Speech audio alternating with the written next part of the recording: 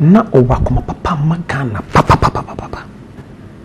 na koma na o magana no papa e different na onyene ne de ho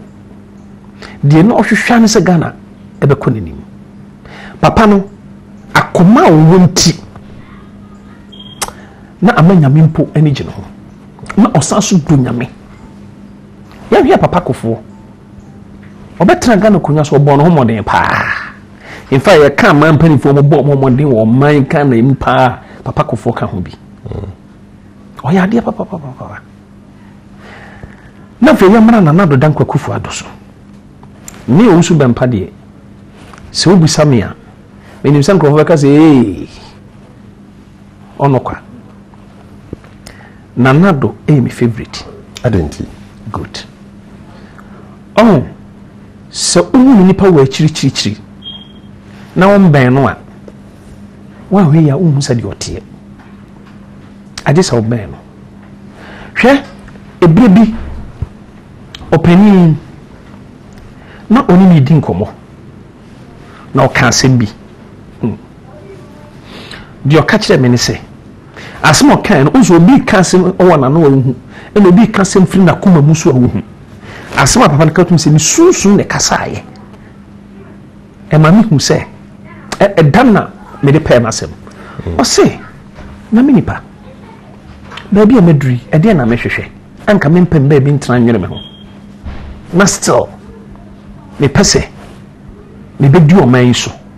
no man fa na to ma papa fra na enye me yie mu na me pe ana me pe bribi e de ama me ne mabusua na mum adom anyame de adom me nyansa anyame de ama me na me pesa me de boa me men ame me tini duru ba bia Ghana be fa na to ma papa fra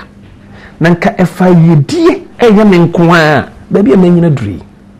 ko se me tini ba bi na nka me dwene me ho na me gima ho me because me hia hwe nyame adom nyame hira me papa nyame ehira mabusua nyame ehira din be na me na na do menyeye atoni general mai bida ebe na menyeye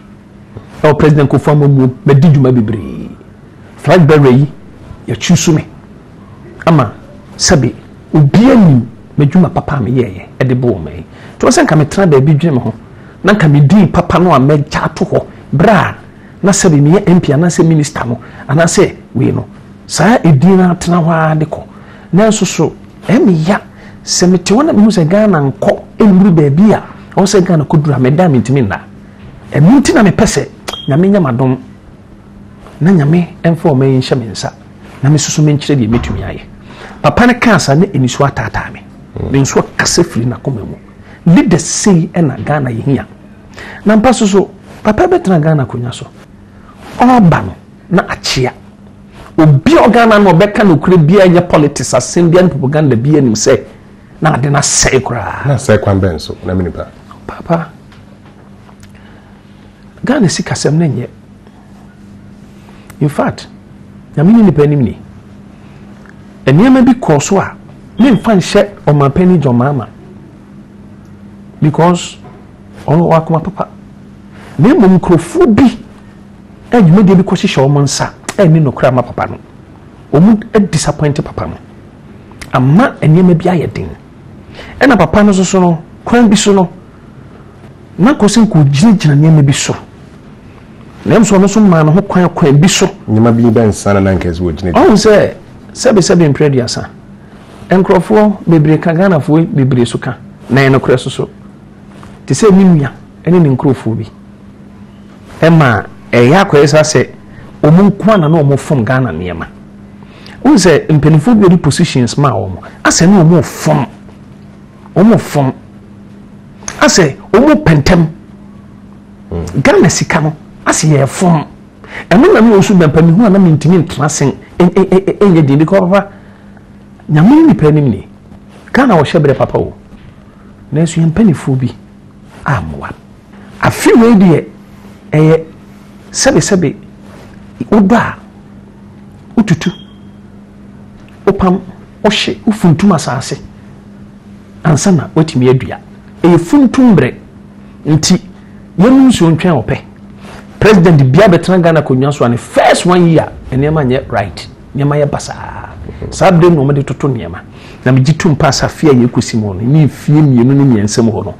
Ghana fo be hu sampa nyame na de na do betran Ghana konwa so de na wo hu ntia wo kasa me de nyame ye ya kire me enye nipa nyame ye ya kire me ti no gidi on na dumo menya politician me nkasa ma no menya ni spokesperson ba me kasa as a man of God se nyame da ni yeri na me na me kan krofo bi krati mi di matem twa me mpoa but die be ho an sa na me kan ye di matem na nasi asem bia nyame yi kire me kan bi ye di matem e binom patesi so nti se de me kan kire we papa Ghana na nado ntena konya nso nkosi the next 2-3 years no Ghana be hu nsesaye na me de me kan sisudua adisa papa no wankasa e kase ebia oko 1 term antisa pa dia 2020 election obesan fa nyame ahyehyɛ dada papa se me de me kan krofo fi se me di agro me kan so me kan se ya na me bɔ me na se ya krofo so akasa dodo onya na sem so for your politics dabi adisa papa na aka so mpe de na ya wo hu me nti bi ase de na ya wo hu a wo ka ebamu no me shada sa me kohwehwe hu nyame na yikyira me it is a circle ejei eni nsuei man ko bompa se nyame enyi bibi nkyira me mfa circle na Ghana ho na bibi me ya sorry na Awurade bi me na me se nsuo eto na ejan na mu ayekum krofo ne kan asofo yi bedidi matam se me ko Sofia panic ebi kura se ma bia na afon ko chi usu bempa ne kan ya nche ne siye manipa domwi papa stadium ewo bi esiye yama mpani kofo brim me ya so ne me kan esi na de ana me ya ne se kanyame adan na di saa no na kaye nyina yengu tampaibo because your mind nyina ade na kanyame hwe mind no so nipa kakra aye betimi agina bompa ye no na kanyame nsia no kwan but nyame ya kiro na waka no na wa uni asofo bi aba be condemn de wo ka no na ma agirifo so nko mu gina bompa na o ma confused obonsam so hye niam de ba de betimi asia no kwan ye mpaibo pe na de ne to sa bu sa atoye mpofiri mu de za na nado obe man pani me nyame kasa kire me ache me kai 2012 me ya so na Awurade kasa kire me se MPP fo be din kunim but omuntumi ma amamu na nando be win this election na omuntumi ya president abekwa ko wi court ampa isi 08 Awurade bi mani ma mi hu se na nando ekuta safoa na odru ba bi a wabie pono wo so wuram de mu asen krofobia distracting attention de mu ansa tamils yema pani a wonya ne ba bi ko nyame emfani nsie yi efiri na chi awura danom na danom toye ne kanama so dem na me ka senti e beto aba no more than one ene kopie time ema de sie ye no okay na margin na nado de wini ye no a surprise o no surprise me because Awurade kasa kire me sana na do be wini be kai kasa fidie bi skura de wo busa me percentage no na ma me ka se me nka but enye me nwa so be nya more than 53 or 54 I said it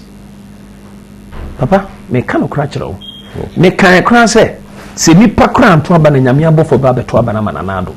because nyame yi no so be Ghana mampani enye bia na do amamu spiritual attack bebem amamu bia no attacks emem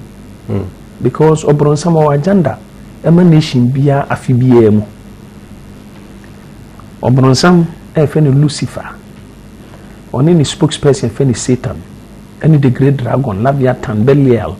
Apollyon Abaddon ene Beelzebub mo asimudi mo omo bote nyina ne se afibia mo hyebone ma adasama e wate asefo asase so sa university a yomi